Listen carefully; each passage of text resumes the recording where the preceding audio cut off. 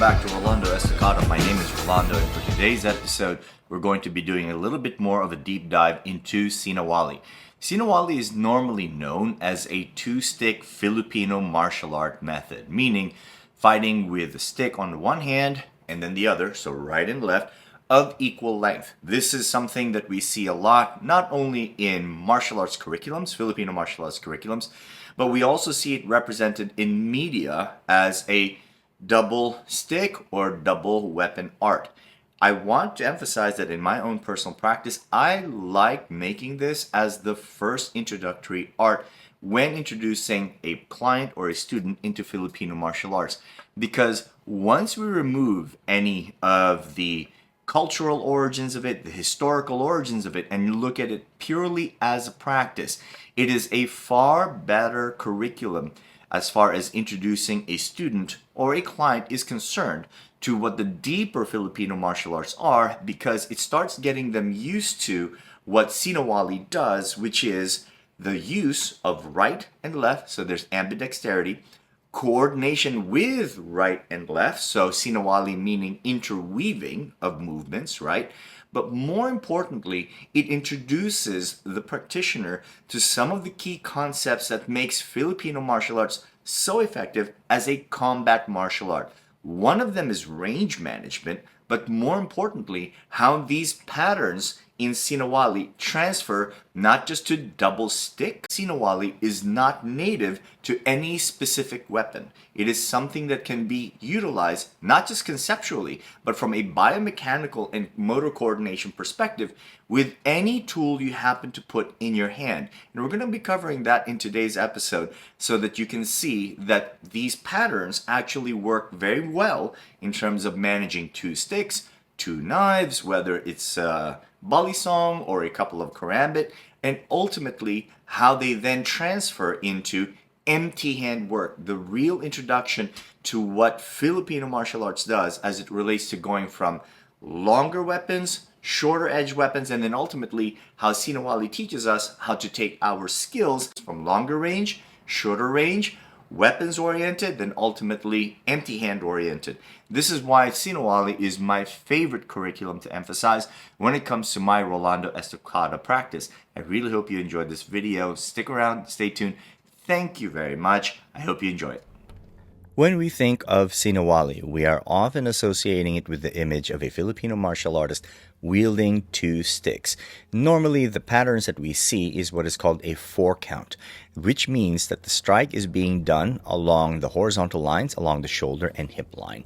So it is 1, 2, 3, and 4. That is the 4-count that we are often familiar with. It goes along the horizontal line, but there are other combinations as well, which goes along the vertical line. So then you have horizontal 4-count, which is what you're seeing here. Now you're starting to see a little bit of what is called Sinawali Redondo. So the Sinawali with the Redondo shows that the primary striking axis of the Sinawali is along the horizontal along with the vertical lines. But what I want to invite you to consider is the concept that Sinawali is in fact a curriculum that familiarizes the Filipino martial artist to right and left, and also exposing the practitioner to range management. So when you are doing a Sinawali with double sticks, you are technically limited to vertical and horizontal angles, and normally with just the tip of the stick. But Sinawali, when done and approached as a conceptual paradigm, what you are looking at is an increase in your weapons arsenals when you're actually getting closer to your opponent. So what you're seeing here are double balisong using the horizontal axes and the vertical axes. And now as you are moving in, you start to see thrusts, which you do not necessarily see in doble baston Sinawali. Nonetheless, this is Sinawali with balisong, and it becomes even more interesting when you move with the ice pick grip with the balisong. So now you're exposing a different set of angles and also a different set of weaponry, because now we're starting to expose the puño, which is the bottom of the hand or the bottom of the weapon, but we are also starting to expose other tools like the elbow. So the closer we get, the more we get to expose other weapons into the arsenal. For example, we are using these Karambit, and again, using the same Sinawali pattern of interweaving, getting closer, and as we get closer and we are interweaving, we are also adding more weapons into the skill set. So now when we go into the ice pick of the Karambit, you see the hooking along the horizontal and the vertical lines, but you also start to see an exposure of the puño, which is the bottom of the hand, and also the elbow becomes a little more prevalent. This is the beauty of the Sinawali paradigm and this biomechanics, because it also teaches you that as you get closer to your opponent, you're actually exposing them to different tools and different weapons. So now you're starting to see traditional panantukan, some of its techniques. So now you can start to see the elbow, the back fist, very unconventional and very different from traditional Western boxing. You start to see the use of different tools. In my Estocada practice, my philosophy is that Sinawali, the way it is traditionally taught, is in fact a way to prepare the practitioner for close quarter combat, meaning long-range Sinawali introduces the practitioner to the requirements, motor control, coordination, cadence training for close quarter combats where everything is faster and there are more tools, and the beats, the way it is done, is very different and far more fast-paced. So the long-range Sinawali is actually the slower and more training-friendly version of close quarter combat. I'm going to say that again.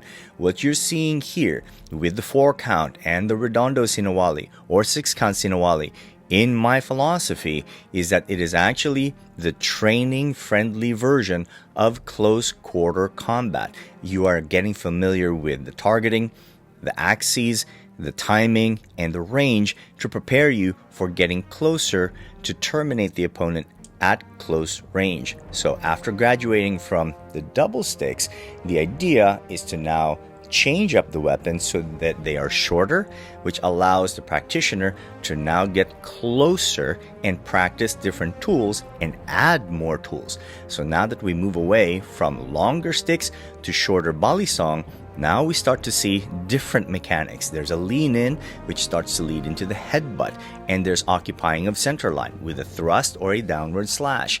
We also start to see different mechanics, especially when we move from the heaven grip, which is pointed forward. We also start to see changes in the presentation of the shoulder and different biomechanics and openings as a result. But once we switch from heaven grip and then ultimately to earth grip, now we start to see a very different set of tools. One, we can start to hook. Then we can start to use hammer fist grips and hook on the other side. Now we are starting to introduce in mid to close quarter combat some of the more grappling and controlling techniques while still allowing the practitioner to be offensive. But the whole paradigm is designed so that the patterns that you used in long-range Sinawali are the same patterns, biomechanics, and motor control qualities that can help you familiarize yourself in an easy and incremental way into close quarter combat. Now that we go into shorter bladed weapons, like the Karambit here, also held front, when we see it switched to the earth grip, you see that all of a sudden the tools become very different. Same exact patterns, you start to introduce this hooking with the Karambit, which is still occupying center line, which is what we saw earlier with the Balisong, but now the tools we can add a little more easily because the patterns are now there and the mechanics are there as well. So it looks a little fancy, but what it's really introducing to the practitioner is that you now have more tools as you get closer to the opponent. This helps you start to understand the progression of long range, mid range, and short range tools, because now the tools aren't just impact weapons or cutting weapons, they are also control and grappling weapons. This to me is the beauty of Sinawali, because Sinawali isn't just double stick. It is a template for effective and efficient movement as the practitioner progresses in combat as they go from long range, mid range, to close range. So the template is something that survives that entire conflict so that you become absolutely efficient, but not only in terms of range management, but also as your tools switch. So now we're going to go into the ultimate expression, which is empty hands. So again, occupying center line, but now as we occupy center line, we are now going into close quarters, which is more tools. Now we start to see what is called HKE, headbutt knee elbow, which is classical Paul Vunak progressive fighting systems. Now we're using elbows, headbutts, knees, eye rakes, control positions, chokes, arm locks. All of this happens, but again, with that same Sinawali template of going from one side of the body to the other side of the body, using the right and the left in conjunction so that you can be absolutely effective at close quarters. Note that we are still using the horizontal axes, the vertical axes, using almost the same exact rhythm, but with different tools. We could also start to use half beats, meaning since there are so many tools that are being utilized, we can start to throw in these tools at different timings that the opponent simply cannot recognize. So I really hope that this is something that you can appreciate, because now that we introduce different tools like an eye jab, which occupies center line, what is more important here to understand is using the concept of occupying center line, the tool is not that important. It's how many you have when you are in the engagement and how many you can deploy. Now we are using Sinawali and weaponizing it in a completely different range without the traditional tools that are thought to be native to it, when in fact it is not tool specific, it is template specific. I hope you enjoyed this video. Stick around, stay tuned, more to come.